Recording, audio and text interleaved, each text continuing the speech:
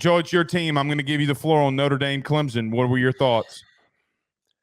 Look, Dabo got the win that he needed. As you said, there's a little bit of confidence that's regained for the Clemson fan base, for that roster going into next season. That was a really important win for him, and I'll give him credit.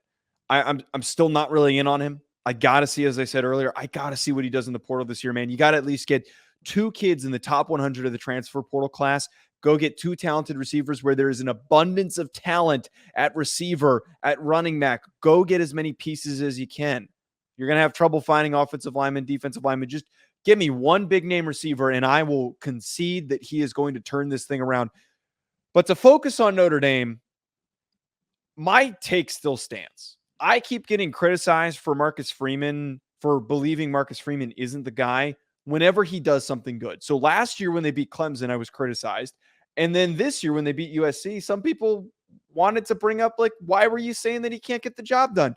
Plain and simple, he is good for one good win a year, and arguably an overrated win a year, because he beat a weak Clemson team last year, and he beat an overrated USC team this year.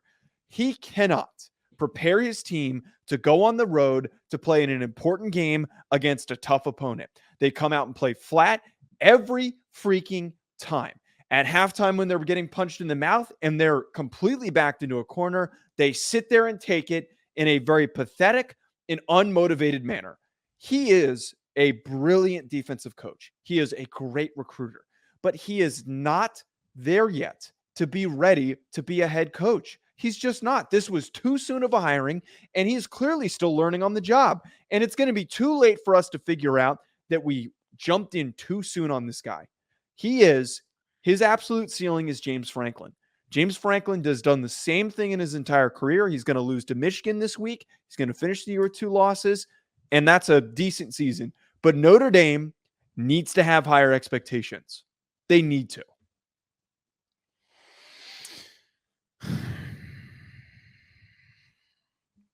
I blame Brian Kelly. Screw you. I blame Brian Kelly. Here's a problem. And I'm going to defend Marcus Freeman. He tried to go get Andy Ludwig from Utah. You wouldn't pay the buyout money. There are some, because I think that your offensive scheme is complete trash. I think your personnel, I think your personnel decisions, trash. Okay? You're moving Chris Tyree, a running back, out to wide receiver, and you think that that's going to work? Like, you really thought that that was going to work. Like I've said from the ultimate beginning, you, Notre Dame, do not have the weapons on the outside to win. Here's another thing. I always hear about, Joe, that this O-line is really good. No, they are not. They are a good O-line. They do have no business being in the conversation of one of the top 5 O-lines in the country. They don't. They're not good enough. But personnel and scheme can change a lot of that. Sam Hartman, I'm just going to say it like it is, and I know that you probably won't agree, has digressed. He has taken a step back. Because of his circumstance. Hey, look, Ed, some people would love to say, what did he have at Wake Forest? He had A.T. Perry. A.T. Perry's a phenomenal player. And the other multiple guys who've gotten NFL opportunities. He had a much better receiver room at Wake Forest. Here's another thing. He didn't make good decisions either. He goes 13 of 30, 146 yards and 2 interceptions. I'm just going to – can I tell you how I honestly felt in that game? I felt like Clemson had better green grass athletes. I felt like Clemson just was the better overall team. See, this is where I don't agree, and I think it feeds into my point here. I just watched a team that was way more motivated. I saw a Clemson team that was pissed off, was motivated, and Dabo clearly got on going. Athletes? Defense, they have – actually, I can't say that they have better corners because they're pretty even at DB. They've got better defensive linemen. They don't have better receivers. If they're either equal or Notre Dame is slightly better. Notre Dame is better tight end room, and they've got a better offensive line. The only difference is Kate Klubnik has got a bigger arm than Sam Hartman's, but his decision making is not as good. That roster, Notre Dame's roster, is better than Clemson's.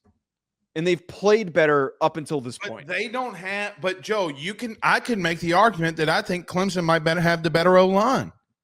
You know how I know that?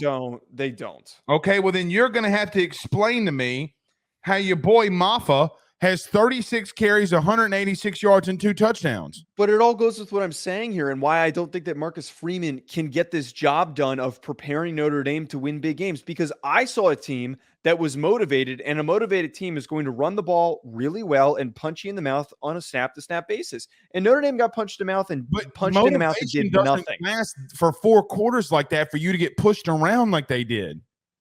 Tone is important, though. The way that you play is how you're prepared during the week, and they clearly looked underprepared. I have watched this happen on a week-to-week basis.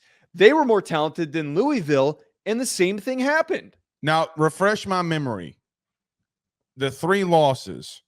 Now, I know that Clemson isn't ranked, but they're a high-profile team. Have they lost every high-profile or ranked team that they've played? Clemson? Yeah.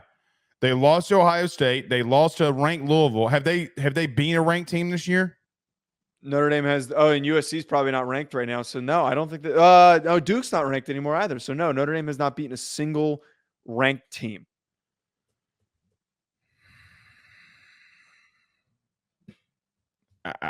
I mean, we got to talk about it. The guy isn't meant for the job. He's just not.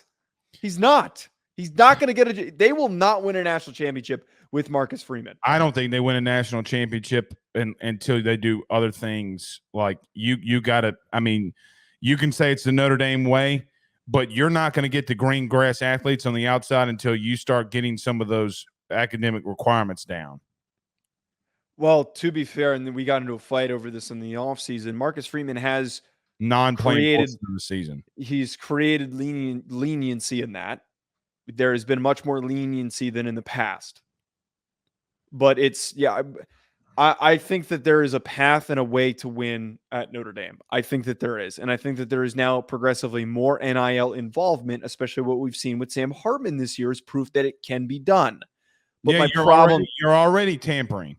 All right, we're not doing that. My problem is that I see a team that is clearly not practicing hard, that is clearly not motivated, that is not ready to play an important game and take advantage of a dead dog when it's down, man. Like Clemson was on the mat. You just had to finish them. Yeah, and they didn't. And the problem is, and look, I'll give Clemson this, okay? Dude, they responded, and I will tell you that phone call can change things. Like I've said this and taken a lot of criticism. If Clemson would just have converted on half of their red zone turnovers and mistakes, Joe, I will concede a Florida State loss. I'll concede it. But even in that game, Klubnik makes a bad decision on a 4th down and they lose. They would be a 1-loss football team. They would still be in the driver's seat of going back and playing Clemson again. I mean, playing Florida State again for the ACC title game. They would. They'd be square. And you know what? Can I tell you what happened? Mm-hmm. When they got into the red zone against Notre Dame, they converted and they won. It's a difference maker. I just don't like giving him. We've created unrealistic expectations for him. That's the reality of it. The guy was a 5-star. Kate Klubnik, he was a 5-star recruit, very big name player. And there was the expectation that he's going to be like Trevor Lawrence. He's going to hit the ground running. He's going to be amazing. Sure. He's recoverable. There is a very good path for the next couple of years for him to really take massive steps forward. And next year could be huge for him. I remember last year when J.J. McCarthy was abominable in some games. He played well against Ohio State, but he had some rough games last year. I think that Kate Klubnik can figure it out. He's physically gifted, but clearly learning on the job. I mean, as you know, it's important having an experienced guy. Jane Daniels has been around forever. He started as a true freshman at Arizona State. Jane Daniels had a rough first part of the year last year. Yeah, and look how long it took him to get where he is now. It takes Yeah. time. It takes. Yeah, It's gonna be a I bit. agree with that. I don't Yeah. I don't disagree with that at all. But I'm just no, you're misunderstanding what I'm saying. I don't Okay. think Clemson's as bad as people think that they are. I think they've had a lot of bad breaks in the red zone, and it's bitten them in the ass really bad. Playing a Notre Dame team where you don't have those mistakes, you go in there and win. Joe, I will tell you, I do agree that Dabo's got to hit the portal. He's got to continue to do. He's got to change. He's got to adapt because if he doesn't, he's going to die. Okay, Mm-hmm. but that team still has a lot of dudes, man, and they recruit well enough. That Trotter kid at linebacker, I'd let him on my team any day. That kid is a damn good football player. I love watching him play. He's a good college linebacker. Yeah, he's a good player. Yeah, I just love watching him play. That pick six was fantastic. Horrible decision by Sam Hartman. Horrible decision. You can't. That was when I turned the game off. That was when I turned it off. I see. I can't do that. If my team's playing, you got to blow me out 99-0. I'm still going to be watching. All yeah, right. I can't watch that. But so okay, here, and I think I said this to you yesterday when I was talking to you last night. I for my own mental health and the way I respond to people, I need to remove myself. I have to. I don't respond well to things like that. Well, it shows that you have a conscience, Jeffrey Dahmer. All right, No. we've made it so far without you making those references. Hey, man, we went a whole year without me calling you Jeffrey Dahmer. Yeah. You know, you remember. You know what's funny? I thought about this the other night. Though I stopped calling you Jeffrey Dahmer. I said if LSU beats Alabama, I'll stop calling you Dahmer. And they lost this week, so I get to call you again. Well, yeah, it's not as trendy of a topic anymore. anymore.